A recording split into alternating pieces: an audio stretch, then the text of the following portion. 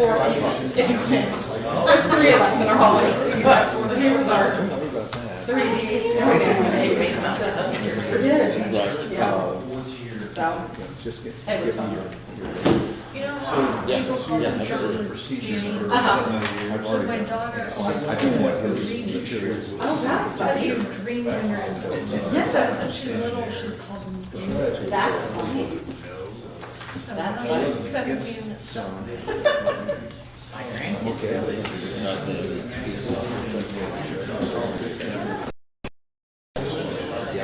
So what would be the appropriate place? What is this? It's like a jump set. Oh, yeah. and then in the Yeah, I can't think of what it's called. All my friends think it's like there's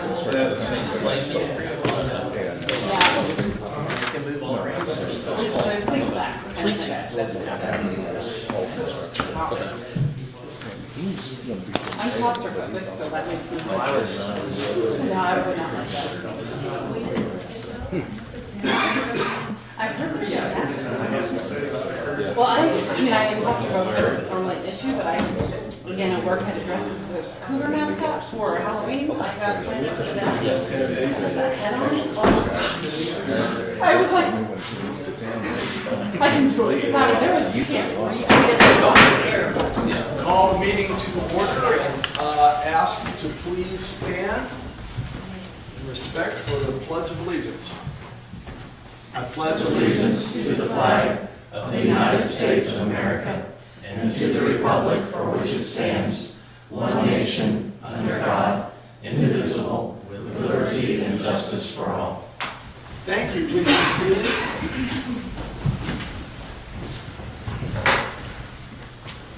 We will look at item number 3, public input. Do we have any? And we will now turn our attention to item number 4, amendments to the agenda. Do we have any amendments? We do not. Thank you. We will now go to item number 5 and Mayor's report. I just wanted to say this, which I'm sure all of you have noticed as well. The Snowflake Parade was a great success on Saturday, followed by the open house by the artists. A lot of people were in town, and that's always fun, talking to people from all over. There was one incident, I kind of hesitate to mention it, but I think we probably should. I was with my granddaughter, Amelia, and we were kind of at the north end of the parade, and she pointed out something up to the side, and I noticed that the Grinch had moved in among the parade people, and of course I knew that the chief would want to know. So I tried to find him, and he was apparently wrapped up somewhere else. Myself and some other brave citizens kind of kept everything cool and everything went okay. I hesitated to mention it. Secondly, our city administrator, Christy Northcutt, graduated with her certified public manager certificate last week, so she is all done with that. She started almost a year ago when she first came here, so that's good for her and good for the city. So.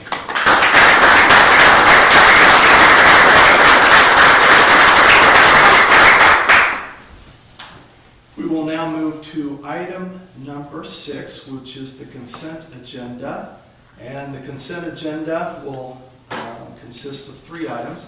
The items are routine, enacted by one motion. There will be no separate discussion unless a council member so requests. The items will include the approval of the minutes for the meeting of November 21st, 2022.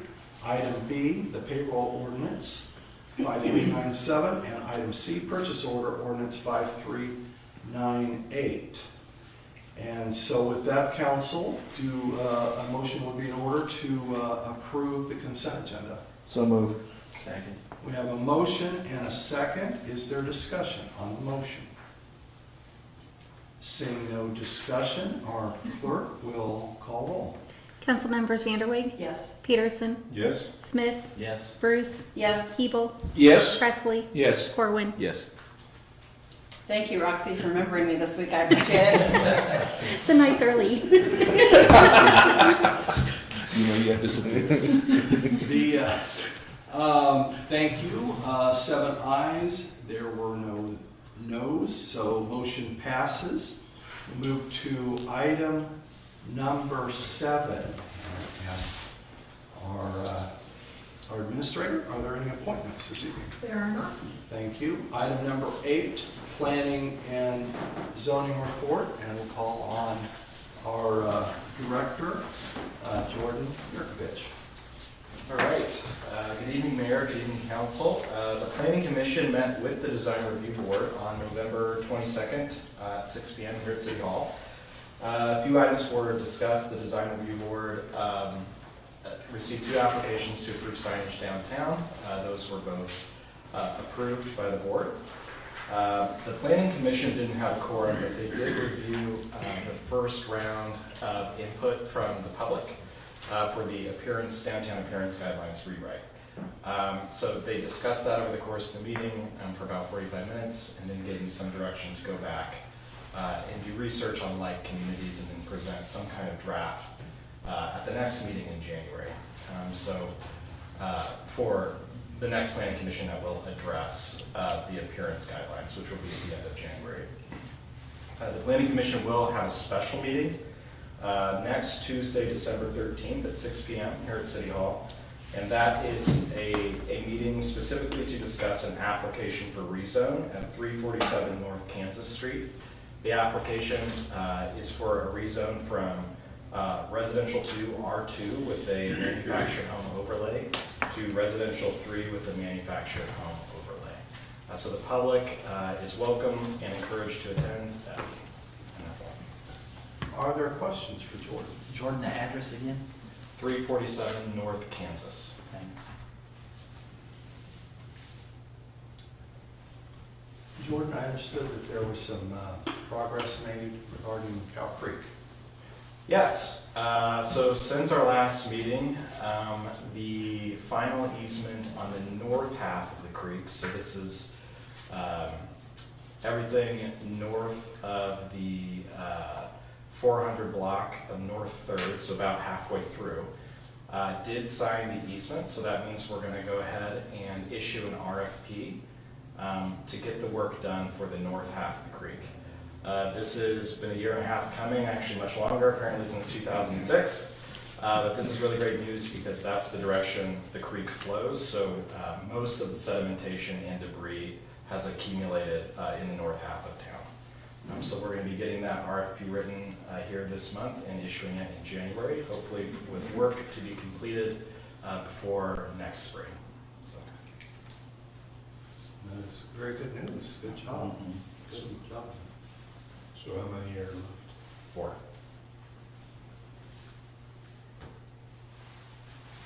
Okay. And on Lift Up Lindsborg. Yeah, so for those who are maybe listening who don't know, Lift Up Lindsborg is a program that we're running through our Blight Removal Fund.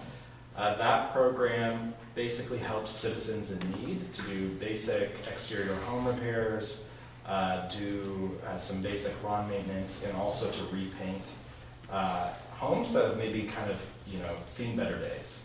And the idea is to also paint them with sort of Swedish-inspired colors. So we're combining helping people out with some code-compliant stuff, also with the Swedish heritage component. So the first of those homes was completed this weekend, and it was a big effort between the city, the McPherson Housing Coalition, the Kansas Civic Network, and a bunch of volunteers from Bethany, and also the family of the homeowner. So big thanks to everybody who helped out with that, and it's a really, really amazing final product. So if you know where that is and you want to go see it, I'm not going to drop an address here on public record, but it is very, very cool. So thank you to everybody who helped.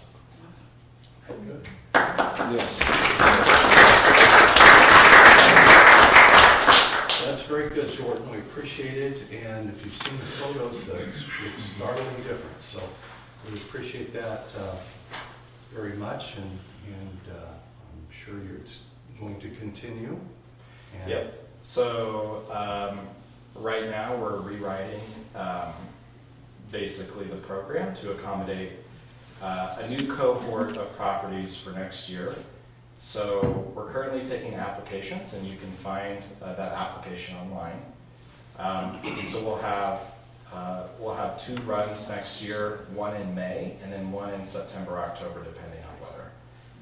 So if you know of anybody who might be interested or whose property might qualify, you can nominate them online. Also, if you want to be a volunteer, you can apply in the same form to volunteer. So hopefully the idea was this first one was a test.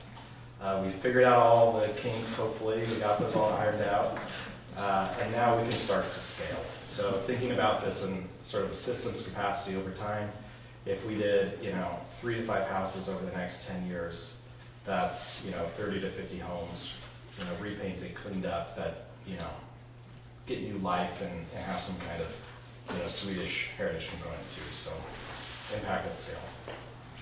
That's really fantastic. So great job, and I don't want to embarrass the council member, but Councilman Peterson did wonder if you could stop by and help set up his Christmas tree. That'd be one of the fastest.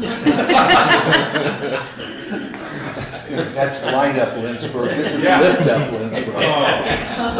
Different program. Different program. So easily confused. Any further questions for Jordan? Seeing no further questions, thank you, Jordan. Next, we will move to item number 9. Madam Administrator, do we have any old business to dispense with? We do not. Thank you. Item number 10, that we will now turn our attention to the new business and begin with item A, which is the EMS garage door. I'll call on the chief. Good evening, Mayor, Council. Hope you're all having a good evening so far. I'm coming before you to request authorization to repair the EMS garage door. Shortly after the EMS building was finished, back around 2017 and 18, the garage door was slightly damaged when it came down on top of one of the ambulances. It was damaged, but it remained operational, so we didn't at that time have to repair it. Unfortunately, the door has started to make some noises and is having difficulty as it opens and closes. And so trying to get ahead of it, because we experienced the same thing with one of the bay doors on the public safety building that caused it to get stuck in the open position, leaving it unsecured. We don't want to do that with the equipment that we have in the EMS building. So we're looking to get that repaired. The 3 panels, the bottom 3 panels are impinging upon each other, making it difficult to open, and it's also starting to warp the outside of the door. So I went out and got several quotes. I was only able to get 2, one from Cheney Door and one from Overhead Door Company of North Central Kansas. Cheney Door was quoted at $3,110.39, and Overhead Door Company was quoted at $3,513.19. So I'm requesting a motion to approve the repair to the EMS garage door from the Cheney Door Company in the amount of $3,110.39. Questions for the chief? Seeing no questions, thank you, Chief. Thank you. Council, the recommendation is for a motion to approve the repair to the EMS garage door from Cheney Door Company in the amount of $3,110.39. Is there a motion to that effect? So good. Second. We have a motion and a second. Is there discussion on the motion? Seeing no discussion, we'll have our clerk call the roll. Council members Bruce, Yes. Smith, Yes. Peterson, Yes. Vanderwig, Yes. Feeble, Yes. Presley, Yes. Corwin. Yes. Thank you, council. 7 ayes and no noes. Motion passes. Move to item B, which is a fuel surcharge, and call on our finance manager, David Hay. Good evening, council. Good evening, mayor. We received a letter from Masu, who we use as a contract for our trash service, that they would be adding a fuel surcharge due to the rising cost of fuel used in collecting the trash service. So far, it's been a constant 2% for the months of July, August, September, and October. It was supposed to change to 3.54% in August, but due to an error on Masu's side, that did not occur, but the 3.54 did go into effect for the November billing. And then for December, it's going to go up to 3.79. It is a rolling 6-month average, so the percent will continue to change, and we have not yet seen the peak yet. With the increase in cost, the city recommends a 25-cent increase per cart charged on refuge service. The city fee schedule will be as follows, and this is for both residential and commercial, and so it's just increasing a quarter per cart that each of the establishments has. By increasing it, it'll generate an additional $390.75 per month, and the total cost of the fuel surcharge at 3.54 was $567.47. So due to strong financial position in the refuge fund, the city is able to cover the difference and keep the change minimal to residents. Additionally, there's usually a 3.5% increase to the contract every single year. Because of the strong balance in the fund, we feel that it's not necessary to increase it by any more than that quarter. So looking for a motion to approve a quarter increase per cart charge on refuge service for both residential and commercial monthly. Questions for David? I do have a question. Is the fuel surcharge within the contract that we have with them? Or is Yeah. that- It is available, so it is a formula, and we just haven't seen it. It just happened that with the rising prices of fuel and everything else, it went We into just effect. pass it on to us Correct. within the contract? Correct. Yep. Additional questions? So it is a rolling fee, so if fuel prices go down, then we'll. It could go away, but we're experiencing the 3.5% increase. We've had the 2%. We've basically, when it was just the 2%, I didn't feel like it was 100% necessary to come to you guys and ask for an increase at that time. But with it ongoing like it is and the increase, I feel like it's necessary now to do that as a consistent. And I think, could it go back down? It definitely could. And I think we can always reevaluate where the fund is at and what prices are at that point. When, is this just a rollover contract each year, or when would the next contract be up for? My understanding is just a rollover contract, correct? Okay. I just wondered if the fuel surcharge will just be built into the next fee, and then we'll start over with whatever the benchmark gas price or fuel charge is, or will it just? That's a good question. That's something we can definitely look into. I'm not sure on that though. They do an annual meeting in the summer. I attended that meeting this summer when they lay out their budget and how they intend to do that, so we would know ahead of time, ahead of our budget for next year. Further questions? Seeing no further questions, thank you, David. Thank you. Council, recommendation has been made for a motion to approve a 25-cent increase per cart charged on refuse service for both residential and commercial monthly. Is there a motion? So moved. Second. We have a motion and a second. Discussion on the motion. Seeing no discussion, we'll have the city clerk call roll. Council members Corwin, Yes. Presley, Yes. Ebel, Yes. Bruce, Yes. Smith, Yes. Peterson, Yes. Vanderway. Yes. Thank you, council. 7-0, motion passes. Now turn our attention to item C, which is the Frederica Durst Consulting Agreement, and I'll call on our city administrator, Christy Northcutt. Thank you, Mayor.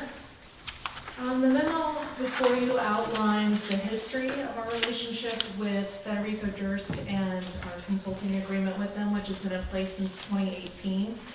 Under the contract, meetings have been coordinated with the governor, the lieutenant governor, commerce secretary, chair of the Senate Assessment and Taxation Committee, and Kansas Department of Transportation.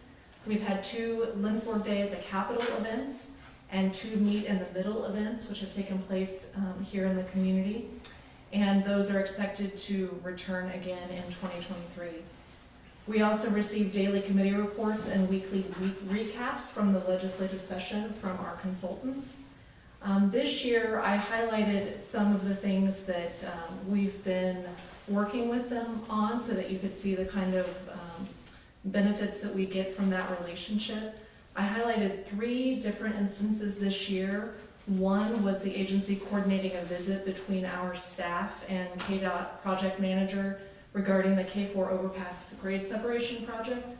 And as you heard last meeting, they feel very positive about this project and they have been asking a lot of questions, and we are much closer than any other time prior to seeing that project realized. So that has been a very good connection that they made for us. You also heard last meeting from Chief about the EMS monitor issue with the ambulance. Prior to them reaching out to the board of EMS, we were actually at risk of an ambulance being taken out of service. And they advocated for us and made sure that that didn't happen and got us the time that we needed to get that monitor into place. And then also, just last month, the mayor highlighted that Assistant City Administrator Lucas Neese was testifying at the Workforce Development Committee meeting on childcare. So the agency knew that that was an important legislative priority for us, and we've kind of set the benchmark for childcare across the state, and they coordinated that appearance by Lucas. So those are just 3 instances just in the last several months that have been notable. So I wanted to point those out. So attached is the MOU from John Federico. The terms have not changed since the contract has been put into place. They are recommending no change in the rate proposed. And when John sent it, he said, "We love working with the city of Lindsborg and will not seek any changes to the existing agreement." So the same parameters are in place as they have been the duration of the agreement. So I feel that this is a great relationship, and it does do a lot for us in Topeka. So I would recommend a motion to approve the MOU with Federico Durst Consulting as presented. Are there questions for Christie? I'd just say that probably not many, or if any, were on council in 2018 when this first came before us as kind of a new venture. There were a lot of questions at that time, and was it really worth doing? My sense since that time is that it has been, from previous administration and so forth, that they do a lot of work and it is a benefit. So I think that's the sense that you have as well, and so I appreciate knowing that. And just kind of for the public that might be interested in what this is for, it seems that they do good work. So Thank you, Councilman. Further questions, comments? Seeing no further questions, council, we have a recommendation for a motion to approve the memorandum of understanding with Federico Durst Consulting as presented. Is there a motion to that effect? So moved. Is there a second? second. We have a motion and second. Is there questions regarding the motion? Seeing no questions, we will ask the city clerk to call the roll, please. Councilmembers Peterson, Yes. Vanderway, Yes. Corwin, Yes. Presley, Yes. Hebel, Yes. Bruce, Yes. Smith. Yes. 7-0, motion passes. Thank you, council. We will now turn our attention to item D, which is the 2023 legislative priorities. And again, we will call on our city administrator. Thank you. So this ties very closely to what we just talked about. Each year, the city prepares a document outlining the legislative priorities that we will follow and contribute to at the state level. The draft of the city's 2023 legislative priorities has been included in your packet. Changes reflect priorities based on the current economy, the needs of the community and region as outlined by our strategic plan, and do not necessarily represent a reduction in focus areas if things have been deleted. It's just a living document. So these are the priorities for this year. So in the memo, you will see the priorities that remained the same. There are 9. We did revise 3 of them slightly, just the wording a little bit. We are proposing to delete 3 of them this year and add 4. So we'll be ahead by one. We'll have one more than we had last year, unless you as a council decide to change them in any way. So the additions that we have suggested are EMS and hospital funding, mental health, climate change and sustainability, and water quality. The way that we came to these priorities that you have before you is we had some guidance from John Federico and Stephen Durst, our consultants in Topeka. And we attended the League of Kansas Municipalities legislative dinner. City Clerk Roxy Schudrin, Council President Peterson, and I attended the one in Abilene, and Assistant City Administrator Lucas Neese attended the dinner in Baldwin City. So we have a document from the League, which is a lengthy document that we get that outlines all of the priorities that the League recommends. And then we also have their more condensed version that's down to their top 10 that we use. And then we also draw upon the years prior that we had from previous councils. So you'll see a redlined version of the priorities in your packet, as well as a clean copy with all the changes accepted for you to consider this evening. Thank you, Christie. Questions for Christie? I have a question on the mental health piece. It says funds should be allocated for community mental health centers and additional bed space made available. Bed space, I'm assuming, is in hospitals. Community mental health centers don't normally have bed space, I don't think, do they? Let me look upon that, but Chief might even be able to speak more to that based on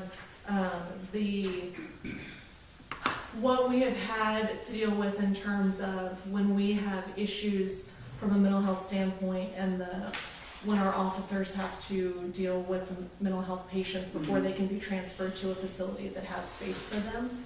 So there are very few bed spaces, yes, as you are alluding to, in hospitals that can care for those patients until there is space available for them. Yeah, no, I was just saying the additional base space, it looks like it's in community mental health centers, and I don't think that's a thing, but So if that's what, if let me that's what they told you to put, I let me double don't check how they care. wrote it. Yeah, I didn't read it that way. Okay, Some community mental health centers have affiliations with hospitals. Preview is, chief among them, that serves our county.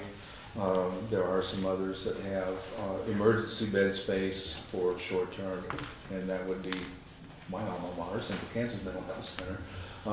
And so it's certainly a need that's been under-addressed for years, and I'm glad to see it as a part of this, as well as the additional funding for community mental health programs, because they work And that are is, underfunded, huge. and are underfunded. that is the wording they have. Okay. And then on the energy spikes, did anything ever come out of that? Number 12, which they took out, which I understand why, because that was in response to That was whatever the the cold freeze funding. thing was. Chris, do you want to speak to that at all? That came out of Winter Storm Uri or David, and what came out of that. I was not a Kansas resident at the time, so I don't know that I can fully speak to it, but that is the spikes that came out of Uri in the winter storm of 2021. That was one of the. I just wonder if they did anything with that. Did they do anything to stabilize that, or is it still going to be a free-for-all? Good question. That's a good question, I'm not sure. Chris, you want to come on up? You probably don't want to come on. It looks like I Would you didn't have please? it live tonight. Told me. I'm sorry, what council member asked about the ones that were axed off? Gee. I honestly don't know what all came of the, what they were gonna do with that process, stabilizing those. I know the Kansas Gas Service, we're just now getting, in this month's bill, I believe, the cost of what gas was from that storm. So, I honestly don't have an answer off the top of my head for. Okay, that's okay, I just was wondering. I don't know that anybody does, honestly. Yeah, I know there's been a lot of things in the works and discussions, but I don't know what has come about it at this point, yes. And we've had a lot of conversations with KMEA and, as the discussion is ongoing and what would happen next time and all of that. Again, we just removed it because it's not something right in front of us, and we felt. Yeah, no, I just was wondering if they did anything, because that was probably one of the most crazy times on council. We were getting texts about every half an hour on to do this and that, so. And then the last one, I had a question on the filing for office. Where did that go? Can you now file for the city clerk, or does that have to be the county? County. Okay, so I didn't change that. Okay, I'm done with my questions. Good questions. Councilmember Peterson? That was one of my questions, so thank you for asking that. The new number 12, climate change and sustainability. I'm not sure what that's really saying we're going to be doing.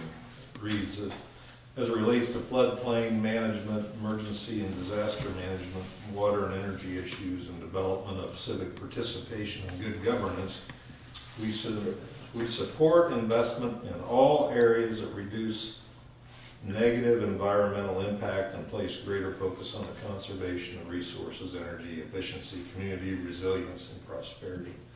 What does that say? Well, for us, the reason that we as a staff included this one was mostly because of what you just heard about, like with Cow Creek. So in terms of floodplain management, and we had a whole day in November devoted to emergency management, and we've spoken to Bethany College students about what climate change, the impact that it would have on the community in terms of more storms, tornadoes, ice events, winter storm events, all of that. And so it's just, we support investment in areas that address those needs in terms of the community and, what we can do for floodplain management and disaster relief. And so that's the kind of the genesis of how that one got added. Seems kind of broad to me. It's pretty broad. And I don't know what we're really proposing that we support, I guess, the way it's written. Councilmember Preston? My question is whether there is something in committee, interim committee, or something along those lines that is likely to then surface to address at least some of this. I mean, I agree, it's quite broad, but I'm just wondering if there's anything below the surface right now that may pop up and be more visible. Those are good questions, and I'll speak to that a little bit and see if our administrator might want to correct me if I misspeak. But I think in some respects, this listing legislative priorities is being prepared for the use of the lobbyists. Would that be correct? Correct. And so, I'm going to be very open and frank with you. They're doing that. They're going to look for anything that's of interest or need for us anyway. So I'm less worried about what specifically is on here. Traditionally, we put a legislative list together, but it will not probably give us heartburn if something's deleted further. I suggest there's quite a few things on here. Maybe it could be eliminated. But I don't want anybody feeling like this isn't committing us on anything other than here are some items, here's some subject matter that we would like the lobbyists to take a look at, and things that would have some kind of effect on our city. We want to know about it, but I suspect they're going to do that anyway. Clarify. I think the one thing that jumped out at me was the fact we say we support investment in all areas, and I broadened that to me. I'm not sure if that's true, but that was what jumped out at me in that paragraph. So. Yeah, it's kind of a broad statement. I don't know how our administrator, certainly she's worked on this, and as you can see, a lot of input. But I personally am fine if we take something out and everybody can kind of have a consensus on that. We are able to do that. Would that be correct? Yes, I prepared a very long list, so you have some space to work within that list. So if that's, But I don't know that one's any more broad than the water quantity, the health, well-being, and quality of life. I mean, they're all pretty broad. I mean, they're all. There's nothing here that commits us to anything specific. if that should come up, then we will have, I hope, the opportunity to speak to the position we would take. But I think that's an excellent question. So if there were something specific that they would speak on behalf of the city, they're not gonna go off this list. They're gonna come to us and ask us what our position is. Yeah, Absolutely. Okay. yeah, absolutely. Apart from that, I don't know if you remember, you may not have been on council, but typically they send when they send that report each week, they'll kind of highlight things that were among our priorities, if I remember right.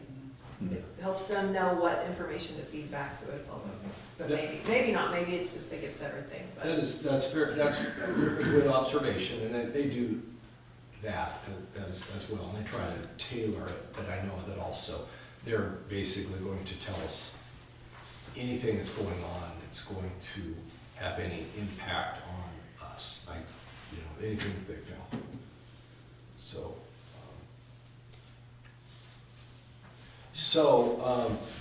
with that, whatever your pleasure is, you could delete number 12. You could take the last part where it says we support investment in all areas. You could delete that last half, or leave it in. Okay, I just want clarification. Yeah, I like it, so, I think we should reduce negative environmental impact, so.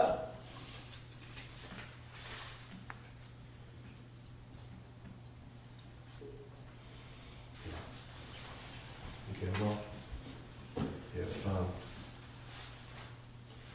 I see what, Councilmember Peterson's seeing I think that, I don't want to speak for him, but we support investment in all areas, that is very broad, but, if you're okay with that, leave it in. If you're not, take it out. As long as we have the opportunity to actually vote on specific items, this doesn't really mean that much, so it's fine, I guess. it's a directional document at the moment. Right. Okay, seeing that's the motion would be to approve the 2023 City of Lindsborg legislative priorities as presented. Is there a motion? So move. Second. And we have a motion and a second, and I don't think we need a roll call vote on this. That's correct, you don't need one. Okay. Okay, questions on the motion? Seeing no questions, all in favor signify by saying aye. Aye. Opposed, no. Ayes appear to have it. Ayes do have it. Thank you, council. We will now move to item E, cost of living adjustment, and again, on our city administrator. I was going to say our city administrator with her newly minted certificate. Our certified city administrator. No pressure. So this is another one that happens on an annual basis. All of these are December items that I've brought to you tonight, so here we go with the third one. So each year, City Council considers a cost of living adjustment for full-time city staff. Historically, the benchmark used to determine that percentage amount has been the Consumer Price Index for the Midwest region. Through October, the November data is not available yet, so through October, the Midwest region CPI is 7.4%, and inflation nationwide is at 8.7%, and that 8.7 is what Social Security Administration distributed as a COLA. In 2022, the full Midwest region CPI has ranged from 7.4 to 8.8% over 10 months. So in preparing the 2023 budget, which Council adopted on September 6th, we included a 5% COLA for our increase. That percentage at the time was based on inflation projections when we prepared the budget. So that is a total impact to the city's overall budget of $138,292. So I had some discussions with other cities in the region of our size and with similar budgets, And of those 13 cities, 9 are proposing a COLA less than 5%, but 4 of those cities have a higher merit increase than Lindsborg does. 4 cities are proposing equal or higher to that 5%, specifically 5, 6, 8.7, and 9. And we heard from one more city today that they passed a 9.7. One city is adjusting wages a flat 10% across the board and including a 2.5% COLA. So we're kind of in the middle, and it's a good place to be, and we are within budget with a 5%. The city takes great pride in its ability to recruit and retain quality employees in the workforce, and providing competitive pay and benefits is a driving factor in securing that security and longevity of our employees. Because of strong fiscal management and the way you all have managed the budget and the staff, the 5% COLA is possible and would positively impact our employee retention and recruitment. We all know that the costs of fuel and food and housing and childcare and medicine and everything has skyrocketed. And so I believe I'm recommending that a 5% cost of living adjustment, because it is budgeted and possible, would be the recommendation that I would bring to you this evening. Are there questions for Christie? Could you remind us what the city's merit program is? It is not percentage-based, it is step-based. So based on the anniversary evaluation of employees, they can move up 1 or 2 steps based on their evaluation. So those are, they vary based on position, but so they're more step than percentage. So when you say step, you mean it's like a flat amount or something that I mean, how can it not be percent basic? It's like a flat amount when you go to step across a grade, or how is it? Yeah, so each position is given a grade, a pay grade, and within that position, each step, again, dependent on the position, it's a flat amount, and it's increased by the COLA every single year. Okay, so the amount of the step is increased by the COLA each year. Correct. Interesting, okay. For further questions, Councilmember Peterson? I know we've compared ourselves to other cities, and so they've already approved their increases, I guess, but this is just a general question, do municipalities, when they do their own surveys, I know we want to compare ourselves to other cities, but at the same time, do any of the cities compare themselves to the other employers within their city? Because to me, that's almost a fairer comparison than us comparing us to another town somewhere else, depending on what the wages are, cost of living, et cetera. And those cities could be completely different than what they are in Lindsborg. My question is, I guess, do we ever try to survey our employers in our own town to see how you compare to the other employers in our own city? I would counter that with the reason that I believe that cities don't do that, or at least the reason that we have not done that, or I have not done that when doing my research, is that it's a different kind of workforce. It's the same people, but it's a different kind of workforce. So if someone is to leave our city staff to go to another job as an electric lineman, or as a police officer, or as a water operator, they're going to go to another city to get a job like that. They wouldn't be going to another employer within our city because of their specialized skills. So that is why I believe that cities look at other cities and what we're able to offer, because that's where our workforce will be going.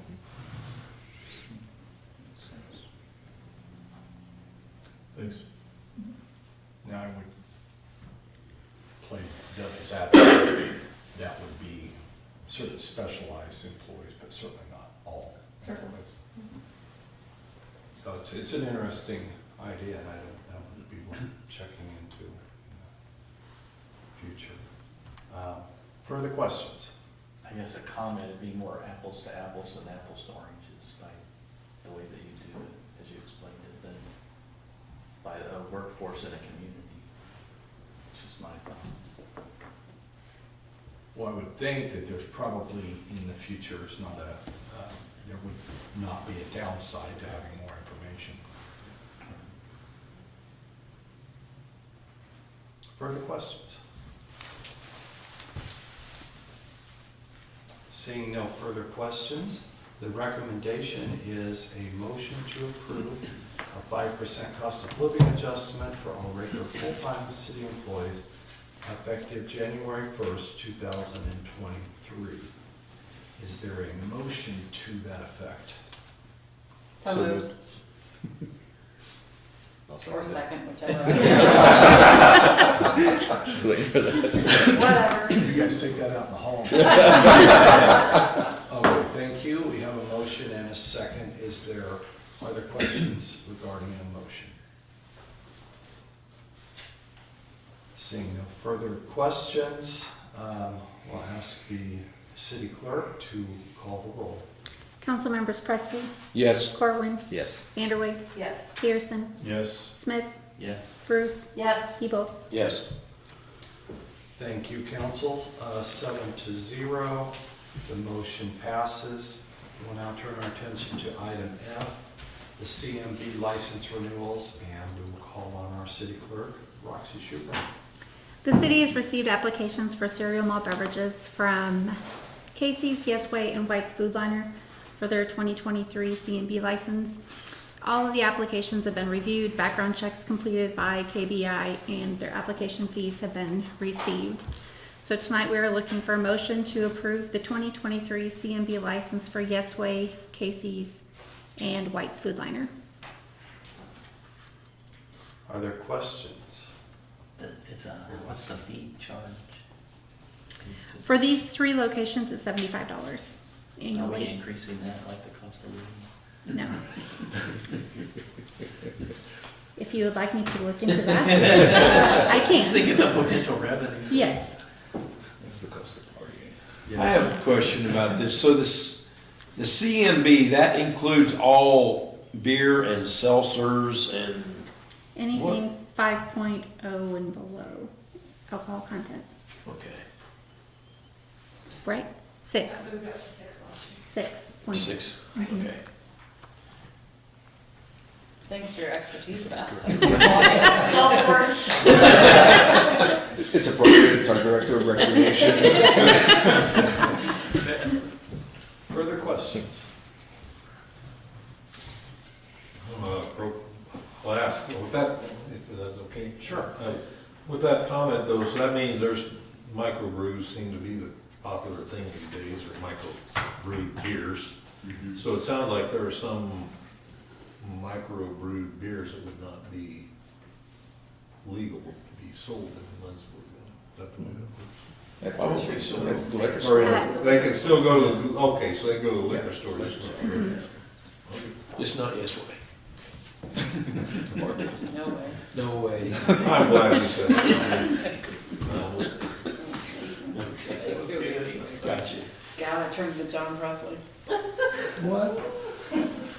Okay, further questions? Seeing no further questions, the recommendation is a motion to approve applications for CMB licenses for 2023 for Casey's, Yesway, and White's Food Liner. Is there a motion to that effect? So moved. Second. We have a motion and a second. Questions on the motion?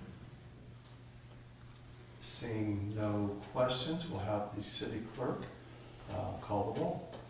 Council members Corwin, Yes. Presley, Yes. Hebel, Yes. Bruce, Yes. Smith, Yes. Peterson, Yes. Vanderway. Yes.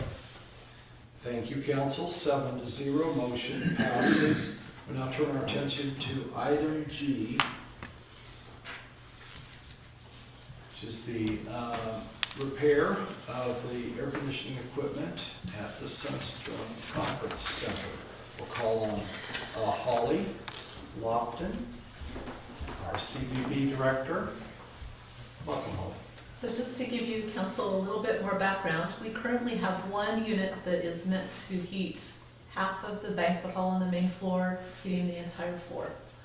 Everything else is down until we get this fixed. So they have been scheduled already, in full disclosure. because it has to be done, it has to be done.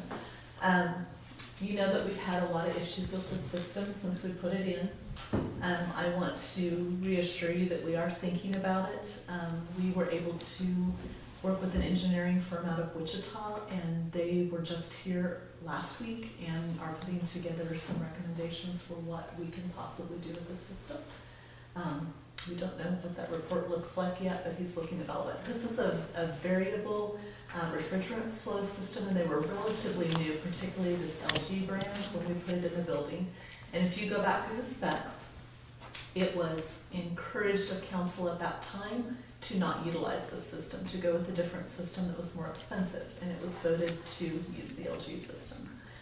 And so that decision has just meant that we selected a system that has been known to have these issues in many of the places it's been installed. I believe at this time Fort Scott school system is replacing their entire system because of these same issues that they have had ongoing in their school buildings. So that may not be what we're told, but I do want you to know that we're just coming with another repair and not thinking about anything else that we're doing. So currently right now, we're just looking for an approval of $6,130 in repairs to be able to get the system back up and going so that we have heat and we don't have a bunch of frozen pipes and such this winter. So. Councilmember Peterson? So did you say the engineering firm is gonna tell us if we should just, part of their evaluation will be if we keep nickel and diming in the tune of $6,000 type dollar investments into a system that's probably not gonna work down the road, or are they gonna say it's time to cut bait and we're gonna have to? We don't know. But is that part of what they're doing? What I asked him to come in and do was to look at our plans and evaluate the system that we have, and to give us a good idea if there are things that we could repair or replace that would improve this system in a way that we did not have this as an ongoing issue, or if something different needed to be done. And that's going to be the recommendation we get after his ideas. And we're well past warranty type. Oh yeah, we went through our warranty early on. We were repairing this under warranty very early on. Or a service contract. We didn't have a service contract. A service contract for us would cost us about $10,000 a year, and that does not include repairs. All that includes is that they come out and check it every month and let us know if it needs something done. And they say that hopefully by paying them that, they would catch things early enough that it wouldn't be so costly, but they couldn't guarantee us that. So it could just be $10,000 a year to spend to just have them come visit once a month. We just didn't feel like we could do it, so we just looked at it was not a budget to do it. Some will extend beyond that. They'll include the repairs, but if they catch it, like This, when it's they will first not, installed. it's a 30-day on everything they do, it's a 30-day warranty. Should we wait? Well, that's just what I'm not clear on, like, Why- so, yeah, that was gonna be my question. Like, I don't know. think we can wait, or we're gonna have plumbing issues. If we have a hard freeze, our building will be too cold. We can't run on one unit. Well, but that's if the meant to engineer's be coming half next the floor. week to No. give the, He came, he's already been here. We'll have a report probably within another, I would say, 2 to 3 weeks. But we would still have to schedule what's done, we would still have to schedule virtually, it would just be an ongoing thing. And I don't think we can go through a cold snap with any kind of heating it the way we're heating it. So, and I went into the type of system it is, because this looks like, if you look at it, all of us are used to refrigerant is what? It's your cooling system, right, in the summer, but this system uses it year round. It has to have it, and it has to be piped through the building to work, and right now one of the valves is not working, which means the whole system is shut down, and that means the whole floor, except for half the first floor banquet hall, is not working. And Holly, you have scheduled events in there? Oh, yes, we have, It's yeah, ongoing. we did last weekends with it the way it was. We opened everything up so we could heat it as much as possible. So to delay would be a hardship on. Yeah, so the, We're here but so Friday. the purpose of the engineering study is just still looking past this. it's looking past this, Yeah. yeah. The engineering firm looking at it, are they the same firm that did the project? No. They were not. Further questions of Holly? Seeing no further questions? Thank you, Holly. Council, we have a recommendation to approve $6,130 in repairs to the Sunstrom HVAC system. Is there a motion to that effect? Second. We have a motion and a second. Are there questions regarding the motion? Not sorry, this could have been, is BSC the original installer? No, the original installer will not work on it because they say they are not qualified to work on it. Okay. I think that was in your report. What was that? I think you had that in your report. It's something, Yeah. somebody wasn't qualified. This is the only company that will work on it in the area. Oh, it is. Further questions? Seeing no further questions, we will ask our city clerk to call the roll. Councilmembers Hebel, Yes. Presley, Yes. Corwin, Yes. Peterson, Yes. Vanderweg, Yes. Smith, Yes. Bruce. Yes. Even last but least, you remembered me. Roxy, all night we've been on it. Thank you, council. Motion passes 7-0. And council, I think that takes care of all of our new business.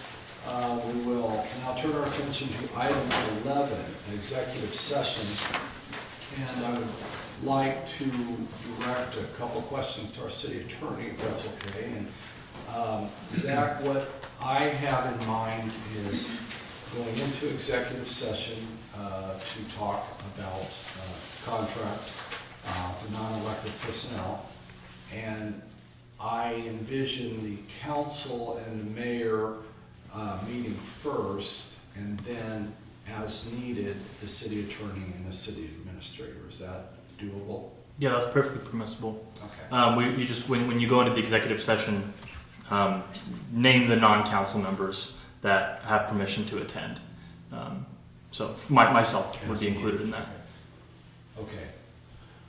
Okay, so council, what we will need is a motion to, and I believe we will need about 30 minutes.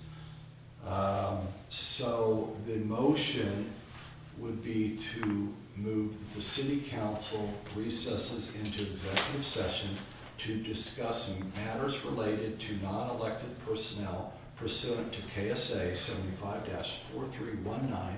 75-4319B1 for a period of 30 minutes, and to include all members of the city council and the mayor, and then non-elected personnel would be the city attorney and the city administrator.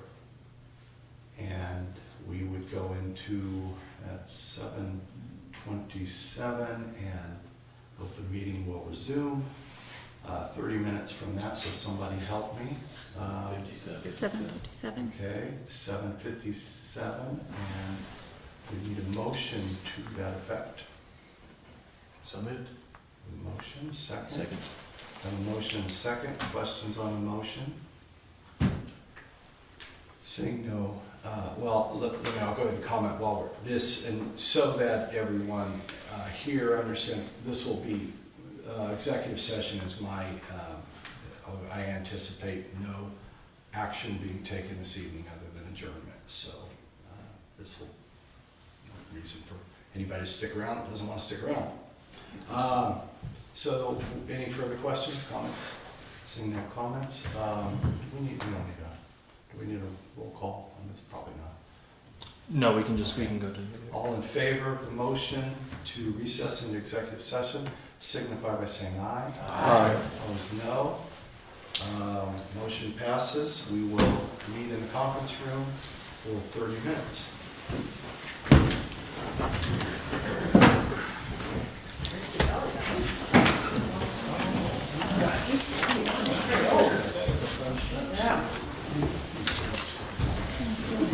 Absolutely. You're gonna make me laugh forever. Well, I will never do it again.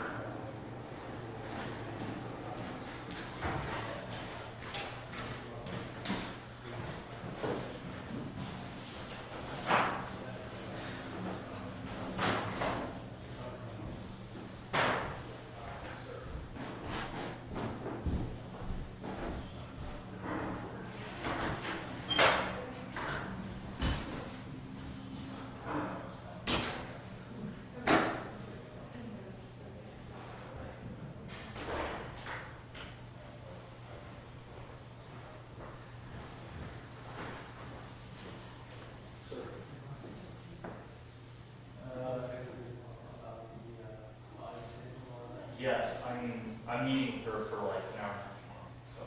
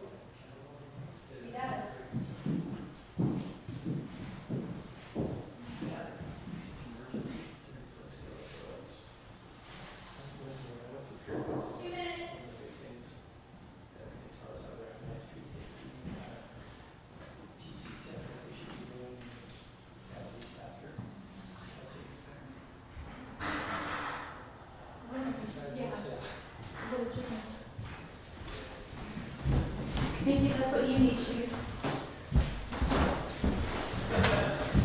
Put that in on your floor plan. Put that in on your floor plan. Don't think it's not fast. You even had an orange escort. Watch out for you running council members. Yeah. Maybe Tanner's got it. What are we ready?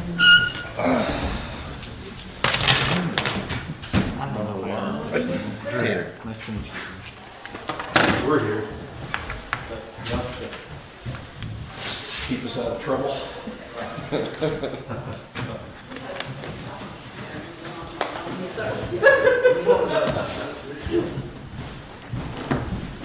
Don't blame Amy for those. He still should. Okay. Dessert first. Is that still relevant? Okay. All right.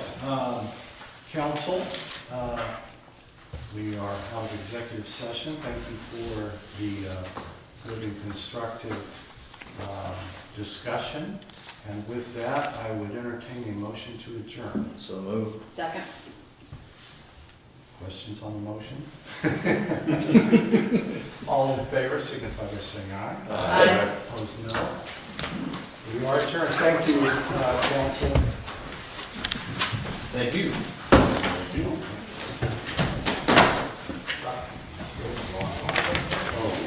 The button on the Okay, sorry.